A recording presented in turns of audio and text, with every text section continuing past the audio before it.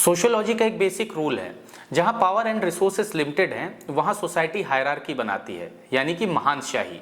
समाज में जहां कुछ लोगों को ऊपर वहीं कुछ लोगों को नीचे रखा जाता है, और इस हायरार्की को जस्टिफाई करने के लिए कभी धर्म, कभी रंग, कभी नस्ल और कभी जन्म का सहारा लिया जाता है। नाम बदलते गए लेकिन सिस्टम वैसे ही चलता रहा। सबसे पहले हम बात करते हैं भारत की। यहां कास्ट बेस्ड सिस्टम है, जाति व्यवस्था है, और पुराने आंकड़े बताते हैं कि 1950 से पहले यहां पे मेजॉरिटी दलित लैंडलेस मतलब कि भूमिहीन थे। कई सामाजिक अध्ययन जैसे कि समाजशास्त्री आंद्रे बतेये और बाद की सरकारी कृषि जनगणना रिपोर्ट्स भी दिखाती हैं कि दलित से पास जमीन का अनुपात बेहद कम था। आज भी एनसीआरबी का डेटा बताता है कि जेलों में बंद लोगों की संख्या में डिस्प्रपोर्शनेट प्रेजेंस है, मतलब जेलों में उनकी उपस्थिति उनकी कुल आबादी के अनुपात से कहीं अधिक है। मैनुअल स्कैवेंजिंग, हाथ से शौचालय और सीवर की सफाई जैसे काम इलीगल होने के बावजूद समाज में किसी विशेष वर्ग के लिए निर्धारित किए गए हैं। लेकिन कहानी अभी बाकी है। दुनिया के देश जिसे सुपर पावर कहते हैं, जहां की टेक्नोलॉजी, फ्रीडम और डेमोक्रेसी की मिसाल दी जाती है, वहीं एक ऐसी सच्चाई भी छिपी है जो हमें फिर से उसी सवाल की ओर खड़ा करती है। मैं बात कर रहा हूं यूनाइटेड स्टेट्स ऑफ अमेरिका की। यहां पे रेस बेस्ड अनटचेबिलिटी मतलब नस्ल आधारित छुआछूत मौजूद थी और आज भी कुछ मायने में मौजूद है। अमेरिका को अक्सर मॉडर्न डेमोक्रेसी कहा जाता है। 1865 में यहां दास प्रथा खत्म हुई, लेकिन जिम क्रो कानूनों ने नस्ली अलगाव को कानूनी बना दिया। जिम क्रो कानून अमेरिका में ऐसे कानून थे जो नस्ली अलगाव को लागू करते थे। ब्लैक एंड व्हाइट्स को अलग रखना, स्कूल्स अलग, बस में सीट अलग, शौचालय अलग, यहां तक कि पानी पीने के नल तक अलग। अच्छा, जिम क्रो नाम के पीछे भी कहीं ना कहीं ब्लैक कम्युनिटी को नीचा दिखाना था। दरअसल सन 1800 में एक वाइट अमेरिकी कलाकार थॉमस डी राइस अपना चेहरा काला करके एक कैरेक्टर प्ले करते थे। इस कैरेक्टर में वो काले लोगों का मजाक उड़ाते थे। इस कैरेक्टर का नाम था जिम क्रो। और जब अमेरिका में सेग्रीगेशन लॉज बने तो लोगों ने इन लॉज को कहना शुरू कर दिया जिम क्रो लॉज। ये जिम क्रो नाम असल में ब्लैक कम्युनिटी के लिए इंसल्ट था। 1896 में अमेरिकी सुप्रीम कोर्ट में एक अहम केस पहुंचा जिसका नाम था प्लेसी वर्सेस फर्ग्यूसन केस। दरअसल प्लेसी नामक व्यक्ति ने ओनली व्हाइट ट्रेन कोच में जानबूझकर एंट्री ले ली। उन्हें गिरफ्तार कर लिया गया। उन्होंने कोर्ट में चैलेंज किया कि ये उनके राइट्स के खिलाफ है, और कोर्ट ने इसमें जजमेंट दिया और इसमें मेंशन किया सेपरेट बट इक्वल, यानी अलग है लेकिन एक है। और इस फैसले ने इन जिम क्रो कानून को या कि सेग्रीगेशन लॉज को कानूनी वैधता दे दी। डाटा बताते हैं कि 1960 से पहले अमेरिका में black voting right systematically blocked थे।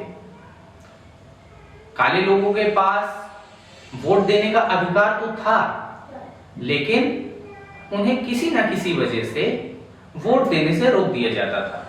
कई ऐसे नियम बनाए जाते थे जो टेक्निकली लीगल लगे, लेकिन टारगेट उसमें सिर्फ ब्लैक कम्युनिटी होती थी।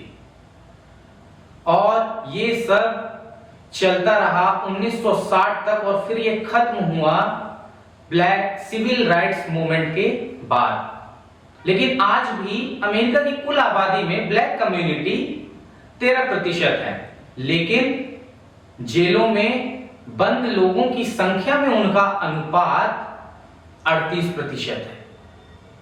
और याद रखिए, ये कास्ट नहीं, रेस बेस्ड अनटचेबिलिटी का उदाहरण है, जातीय नहीं, नस्ल आधारित छुआछूत का उदाहरण है।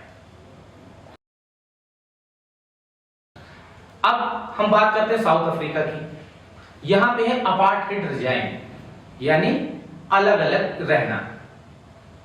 मजे की बात यह है कि यहां पे व्हाइट माइनॉरिटी में है, लेकिन उनके पास लैंड प्लस पावर है, और वहीं ब्लैक मेजॉरिटी में, लेकिन गरीब और मजदूर है।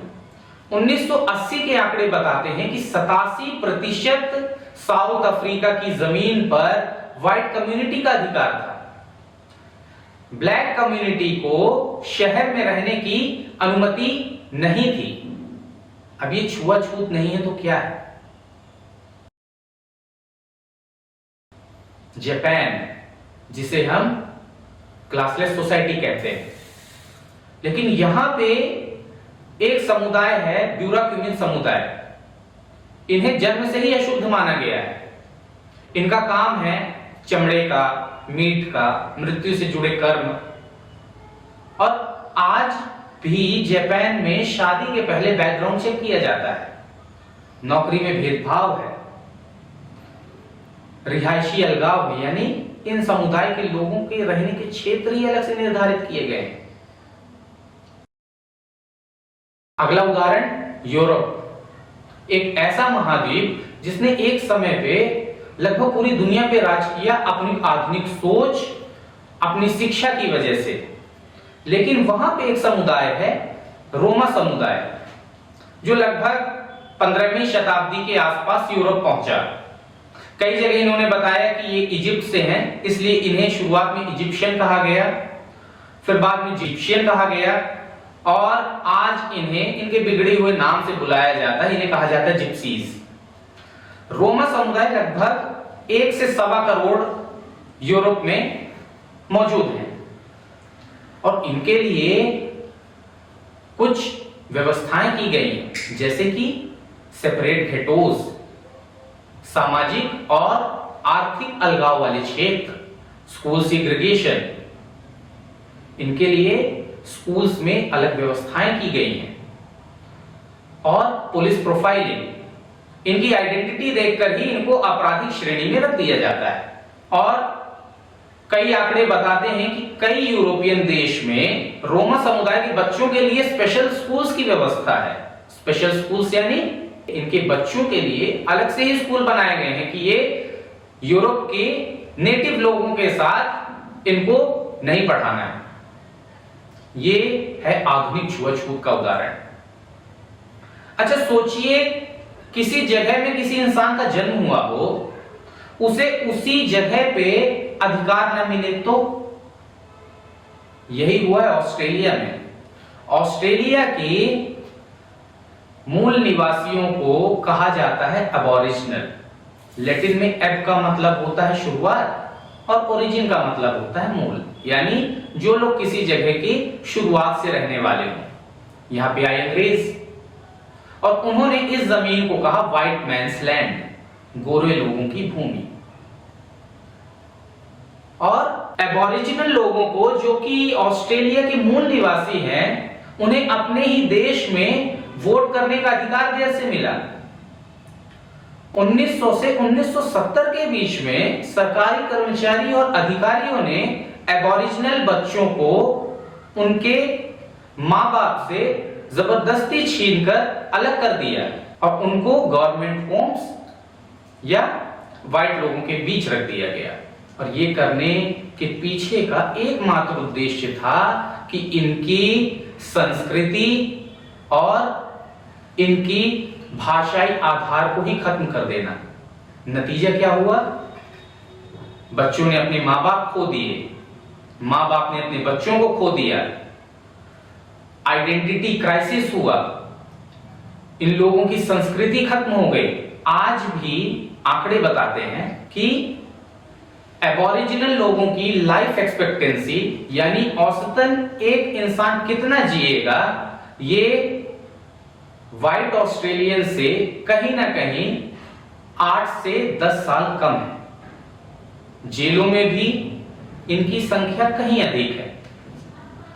तो इन सब एग्जाम्पल से एक चीज तो क्लियर होती है कि हर जगह एक ही चीज हुई, भेदभाव, बस आधार अलग थे। भारत में जाति के नाम पर भेदभाव हुआ, आधार बना जन्म। अमेरिका में नस्ल के आधार पे भेदभाव हुआ, आधार बना रंग। जापान में ब्यूरोक्रेसी समुदाय के नाम पर भेदभाव हुआ, आधार बना उनका काम। साउथ अफ्रीका में अपार्टहेड रेजिम के नाम पे भेदभाव हुआ, आधार बनी नस्ल। यूरोप में रोमा समुदाय के नाम पर भेदभाव हुआ, आधार बना उनकी जातीय पहचान। और ऑस्ट्रेलिया में मूल निवासियों के नाम पर भेदभाव हुआ और आधार बना उपनिवेशवाद। छुआछूत एक भारतीय अपवाद नहीं, ये ग्लोबल ह्यूमन फेलियर है। हर सोसाइटी ने अपने अनटचेबल्स बनाए, फर्क सिर्फ इतना है कि भारत ने उसे एक्सेप्ट करके रिफॉर्म किया और बाकी देशों ने नाम बदलकर इसे छिपा दिया। अगर हम सिर्फ भारत को गलत कहें तो हम ग्लोबल इनइक्वालिटी को कभी नहीं समझेंगे, और अगर हम ये कहें कि ये तो हर जगह होता आया है तो ये भी गलत है। छुआछूत हर जगह पाप है, चाहे वो जाति के नाम पर हो या नस्ल के नाम पर। प्रॉब्लम देश में नहीं है, प्रॉब्लम इंसान में है, और जब तक हम ये नहीं समझेंगे, हम सिर्फ दोष मढ़ते रहेंगे, सिस्टम वैसे ही चलता रहेगा। आपकी इसमें क्या राय है, आप कमेंट बॉक्स में जरूर साझा करें, क्योंकि ये छोटा मुद्दा नहीं है, ये एक वैश्विक मुद्दा है जिसके बारे में शायद हम चर्चा करते नहीं या चर्चा करने से बचते हैं। वीडियो पसंद आई हो तो लाइक करें और इस प्रपंच भरी दुनिया में प्रपंच लोक का हिस्सा बनने के लिए चैनल को सब्सक्राइब जरूर करें। धन्यवाद।